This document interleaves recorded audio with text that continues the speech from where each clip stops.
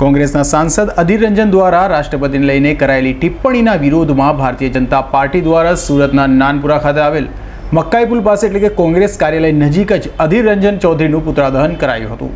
ગુજરાત વિધાનસભાની ચૂંટણીની જાહેરાત પહેલા જાણે ગુજરાતમાં રાજકીય માહોલ ગરમાયો હોય તેવા રોજે રોજ દ્રશ્યો જોવા મળી રહ્યા છે। તો સુરતમાં આમ આદમી પાર્ટી વિવિધ મુદ્દે સરકારનો વિરોધ કરે છે। હાલમાં બરવાડામાં સર્જાયેલા લઠ્ઠાકાંડને લઈને તો આમ આદમી પાર્ટી આપ અને કોંગ્રેસે ભાજપ સરકાર સામે વિરોધ પ્રદર્શન શરૂ કર્યા છે। ત્યારે જ કોંગ્રેસના સાંસદ અધીર રંજન ચૌધરી દ્વારા રાષ્ટ્રપતિને લઈ કરાયેલા ટિપ્પણીને લઈ ભાજપે પણ હવે વિરોધની શરૂઆત કરી છે।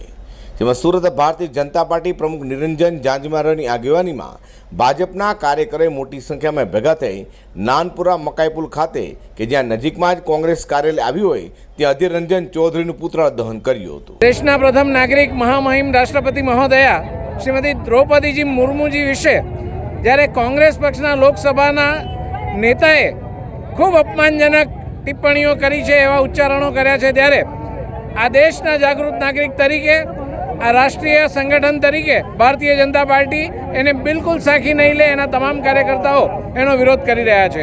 રાષ્ટ્રપતિ જેવા ગરિમાપૂર્ણ પદ ઉપર બિરાજમાન દેશના પ્રથમ નાગરિક આદિવાસી મહિલા જ્યારે પ્રથમવાર ત્યાં બિરાજમાન થયા હોય ત્યારે એમના વિશે ખૂબ જ અભદ્ર કહી શકાય એવી ટિપ્પણી જેમના દ્વારા કરવામાં આવી છે એ માફી માંગે અને એ ટિપ્પણી કર્યા પછી પણ જે પક્ષના તે નેતા છે એ પક્ષના રાષ્ટ્રીય નેતા જ્યારે એક મહિલા હોય ત્યારે એ મહિલા પોતાના પક્ષના આ જવાબદાર નેતા જ્યારે આવા ઉચ્ચારણો કરે છે ત્યારે એની આ ચેષ્ટા વિશે માફી માંગવાની એમણે જે ગરિમાપૂર્ણ ચેષ્ટા કરવી જોઈએ એ કરવામાંથી પણ પાછા રહ્યા છે।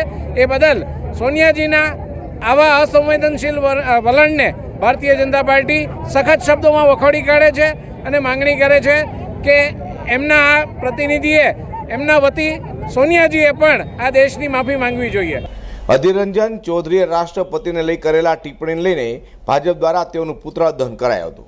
તે સમયે પોલીસ પણ ત્યાં હાજર હતી, જેથી એવી પણ શહેરીજનોમાં ચર્ચા જોવા મળી હતી કે કોંગ્રેસ કે પછી આમ આદમી પાર્ટી દ્વારા વિરોધ કે પુતળા દહન કરાય તો પોલીસ દ્વારા તેઓની ધરપકડ કરાય છે। ત્યારે પોલીસની હાજરીમાં જ ભાજપ દ્વારા પુતળા દહન કરાયું અને પોલીસે કોઈની અટકાયત ન કરી, જેથી લોકો પણ શાસકો સામે પોલીસ લાચાર હોય તેવી ચર્ચાઓ કરતા નજરે પડ્યા હતા। અઝર કુર્સી સાથે પ્રકાશવાળા।